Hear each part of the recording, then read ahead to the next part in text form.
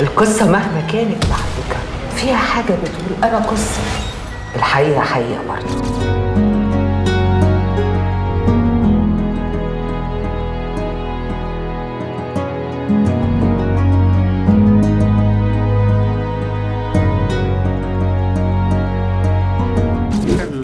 الأساسية هي جت عن طريق أنا كنت عرضت لموقف كده معين، وكان في الفترة دي من زمان جدا، هو الموقف قديم يعني، فحسسني بضيق جدا. كنت لسه عايش في السويس، فحسسني بضيق رهيب يعني تجاه القاهرة.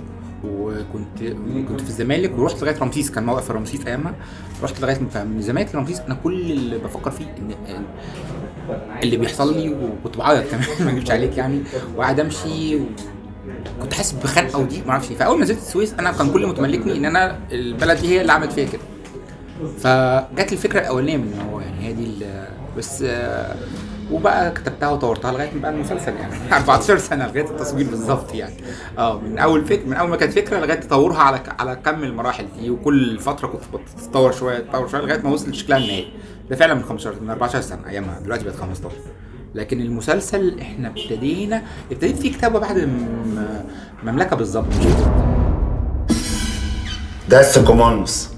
الاسطوره بتقول انه بيتروج من عرق الشيطان. سمي نفسك ايه المرة دي؟ محمد، مايكل، عبد الوهاب، عبد المنعم، نتيجه واحده. هو طبعا ده الاسم اللي كان في دماغي، بس ما كان الاول كنت الاسم اللي كان في دماغي القاهره منوره باهلها. بعد كده عاق ده في دماغي الفيلم بتاع استاذ يوسف الشهيد، ما جاش في بالي وقتها يعني كفكره اوليه حكايه منوره باهلها دي. قلت خلاص مش هينفع يبقى اسمه القاهره منوره باهلها، فهفكر في اسم تاني، فكان يبقى الاسم قصايص صور.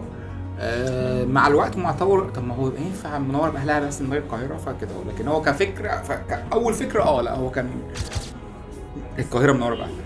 هي شكل المسلسلات في العالم كله اتغير، ومش في مصر بس يعني.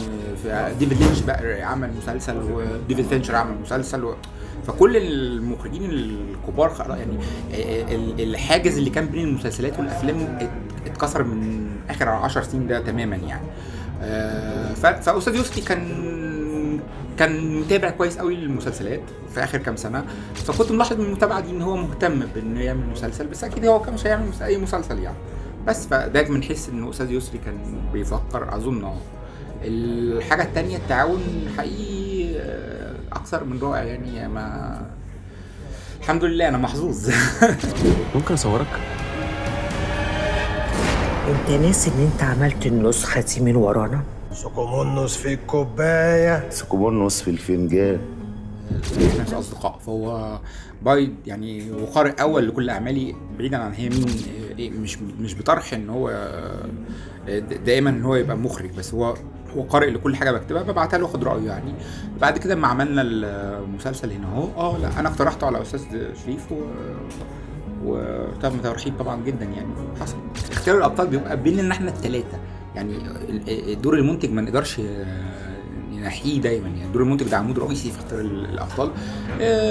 مناقشات يعني، في ناس انا ما بحبهمش ببقى اقول له هو ناس مش شايفينهم، الاهم احنا شايفينهم مش شايفينهم. في ناس هو يعني احنا هنا عندنا كذا حد وجه جديد. دي كانت كاستنج، فاهم قصدي، مش اختيار يعني، مش احنا المختار. فهي يعني العمليه الثلاثيه كانت كالعاده يعني. يا ابني خوتني بالصورة اللي انت مش عارف تاخدها دي. عيل بالكتير 28 سنة، بس اتقتل في نفس الليلة مرتين. انا كاتبه لمنصه، فهو من الاساس ان يعني مملكه ابليس، وهو مملكه ابليس بعد ال5 قرار اتاخد، فبرضه ده اتكتب يعني لغايه ال5 عدتهم. بعد كده ان كتابه المنصه يعني المنصات حاجه، والكتابه الكتابه نفسها كل حاجه بتتغير يعني. عرض حلقه واحده غير عرض اسبوعي غير عرض كله مره واحده. فبس لا منوره كمان كانت خلاص بقى رايق شاي يعني. المنصات اترستقت اكتر حتى من تجربه مملكه ابليس، فلا مكتوب للمنصه فقط يعني. ما انا بالنسبه لي الحلقه لازم تفضل حلقه، ولازم انا على فكره الموضوع بالنسبه لي مع يعني اوقات باخده اللي هو مش عند، بس يعني محافظه على كلمه حلقه اللي هي حلقه بجد، مش 20 دقيقه ونقعد نمط ونقعد او نقصقص والاعلانات ما اقدرش. هو انا قلت ده في مملكه ابليس، انا قلت ان انا شايف ان خلاص يعني بعد مملكه ابليس كانت هو الباك يعني بعد فتره التوقف. انا شايف ان عمل كل سنه شيء بالنسبه لشكل الكتابه وبالنسبه لسني، انا عجزت خلاص كتير بقى مش شايف ان هو ينفع تاني يعني. لكن موضوع رمضان مش رمضان لا ما بقاش شاغلني الموضوع ده قوي خالص. هو الشروق احنا ده تالت تجربه يعني، فشروق مش اول تجربه بينا وبين بعض، بينا شراكه يعني زي نص اعمال الشروق يعني. انا بحب تمام بنتخانق كتير طبعا بس العادي يعني انا بتخانق مع اي حد ف يعني 7 وصايا طبعا اول عمل كان بينا فده يكفي يعني.